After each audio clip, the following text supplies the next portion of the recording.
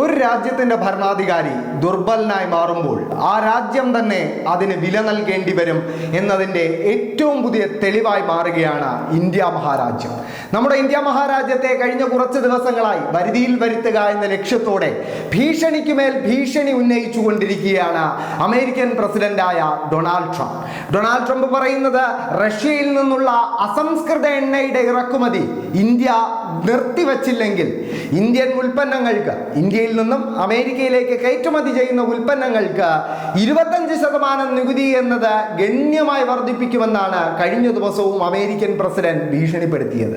American പ്രസിഡന്റിന്റെ ഈ ഭീഷണിക്ക് മുമ്പിൽ കൃത്യമായൊരു മറുപടി നൽകാൻ കഴിയാതെ ഉഴലുന്ന ഒരു ഇന്ത്യ മഹാരാജ്യത്തെയാണ് മോദി ഭരണത്തിന് കീഴിൽ നമുക്ക് കാണാൻ സാധിക്കുന്നത്. ട്രംപിന്റെ ഈ ഭീഷണിക്ക് കൃത്യമായും കരുത്തുറ്റതായുമുള്ള ഒരു മറുപടി നൽകിക്കൊണ്ട് ഇതുവരെ കടന്നു വരാൻ ഇന്ത്യയുടെ പ്രധാനമന്ത്രി നരേന്ദ്രമോദിക്ക് സാധിച്ചിട്ടില്ല. എന്നാൽ ട്രംപിന്റെ ഈ ഭീഷണികൾക്ക് മുമ്പിൽ എല്ലാ ലോകരാജ്യങ്ങളും സമാനമായ രീതിയിലാണോ പ്രതികരിക്കുന്നതെന്ന് ചോദിച്ചാൽ അല്ല എന്നാണ് ഉത്തരം. ട്രംപ് ഇന്ത്യക്ക് നേരെ ഉന്നയിച്ച ഭീഷണികൾ അതേ രീതിയിൽ തന്നെ ബ്രിക്സ് എന്ന ആഗോള സംഘടനയുടെ ഭാഗമായ ബ്രസീലിന് നേരെയും ഉന്നയിച്ചിരുന്നു. എന്നാൽ ബ്രസീൽ ഇപ്പോൾ ഭരിക്കുന്നത് ഇടതുപക്ഷ അനുഭാവമുള്ള ലുല ഡി സിൽവ എന്ന ഭരണാധികാരിയാണ്. അദ്ദേഹം ട്രംപിന്റെ ഭീഷണികളെ തള്ളിക്കളഞ്ഞു എന്ന് മാത്രമല്ല, ട്രംപ് മുന്നോട്ട് വെച്ച ഒരു വമ്പൻ ഓഫറിനെ ആദ്യം തന്നെ നിരസിക്കുകയും ചെയ്തു.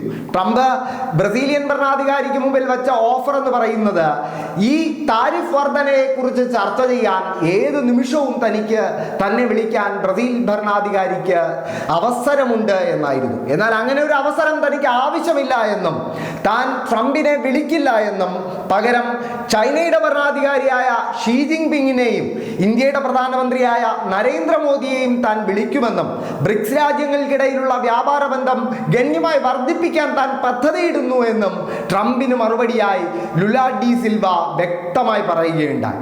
ഇത് രണ്ട് രാജ്യങ്ങളിലെ ഭരണാധികാരികളുടെ നിലപാടുകളിലെ വ്യത്യാസത്തെ കൂടി സൂചിപ്പിക്കുന്നുണ്ട്.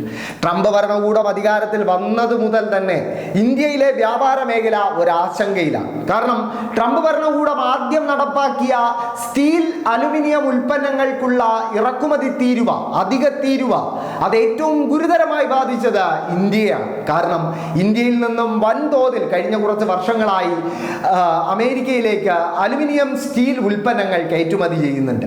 ഈ ഉൽപ്പന്നങ്ങളുടെ കയറ്റുമതിക്ക് വലിയൊരു തിരിച്ചടിയായി, അല്ലെങ്കിൽ അതിൻ്റെ കടക്കലുള്ള വച്ച ഒരു വാളായി മാറുകയായിരുന്നു അമേരിക്കയുടെ ഈ താരിഫ് വർധനം. അതിന് പുറമെയാണ് ഇപ്പോൾ മുഴുവൻ ഇന്ത്യൻ ഉൽപ്പന്നങ്ങൾക്കും താരിഫ് വർദ്ധിപ്പിക്കുമെന്ന ട്രംപിന്റെ ഈ ഭീഷണി. ട്രംപ് തുടർന്നു പോകുന്ന ഒരു സ്ഥിരം വിദേശ നയത്തിന്റെ ഭാഗമാണിതെന്ന് പറയേണ്ടിയിരിക്കുന്നു. എന്നാൽ ട്രംപ് ഭീഷണികൾ മുഴക്കുക മാത്രമല്ല, ആ ഭീഷണികൾ പിൻവലിക്കാറുമുണ്ട് എന്ന് ഈ അടുത്ത് നടന്ന ചില സംഭവങ്ങൾ തെളിയിക്കുന്നുണ്ട്. അമേരിക്കയുടെ ഏറ്റവും വലിയ എതിരാളികളിൽ ഒരാളായ ചൈനയ്ക്ക് പ്രഖ്യാപിച്ച താരിഫുകൾ 90 ദിവസത്തേക്ക് മരവിപ്പിച്ചതും ഇതേ ട്രംപാണ് എന്ന യാഥാർത്ഥ്യം നമ്മൾ മറക്കാൻ പാടില്ല.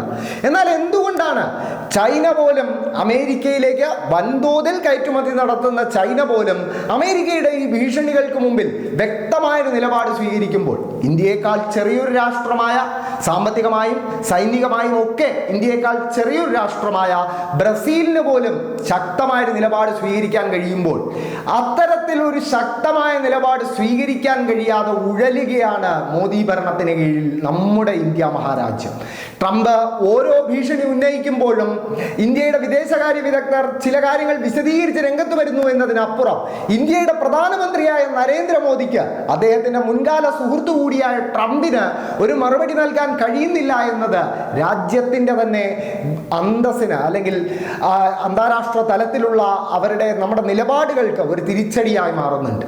എന്തായാലും ട്രംപ് ഭരണകൂടം ഈ നികുതി വർധനവുമായി മുന്നോട്ട് പോകുമ്പോൾ ഇന്ത്യയുടെ വ്യാപാര മേഖലയിലെ സ്റ്റീൽ, അലുമിനിയം കയറ്റുമതിയെ മാത്രമല്ല, മരുന്നുകളുടെ ഉൾപ്പെടെയുള്ള കയറ്റുമതിയെ അത് ഗുരുതരമായി ബാധിക്കുമെന്ന കാര്യം ഉറപ്പാണ്. എന്തായാലും ബ്രസീൽ പോലൊരു രാജ്യം പോലും, അവിടുത്തെ ഭരണാധികാരി പോലും ട്രംപിന്റെ ഭീഷണിക്ക് മുമ്പിൽ നട്ടെല്ല് നിവർത്തി ഒരു നിലപാട് പ്രഖ്യാപിക്കുമ്പോൾ, അങ്ങനെ പ്രഖ്യാപിക്കാൻ ഒരു നിലപാട് പോലും ഇല്ലാതെ ട്രംപിന് മുമ്പിൽ താണു വീണ് വഴങ്ങുന്ന ഒരു രാജ്യമായി ഇന്ത്യ അധപ്പതിച്ചതിൻ്റെ പൂർണ്ണ ഉത്തരവാദിത്വം മോദി ഭരണകൂടത്തിനാണെന്ന് പറയേണ്ടിയിരിക്കുന്നു. എന്തായാലും വരും ദിവസങ്ങളിൽ എത്ര വലിയൊരു വർധനമാണ് ഇന്ത്യൻ ഉൽപ്പന്നങ്ങൾക്ക് അമേരിക്ക ചുമത്താൻ പോകുന്നത് എന്ന് വ്യക്തമാകും. എന്തായാലും ഇന്ത്യയുടെ വിദേശ നയത്തെ അമേരിക്കയ്ക്ക് മുമ്പിൽ കീഴടങ്ങുന്ന നിലയിലേക്ക് കാര്യങ്ങൾ എത്തിച്ചേർത്തിരിക്കുകയാണ് മോദി ഭരണകൂടം എന്നതാണ് യാഥാർത്ഥ്യം.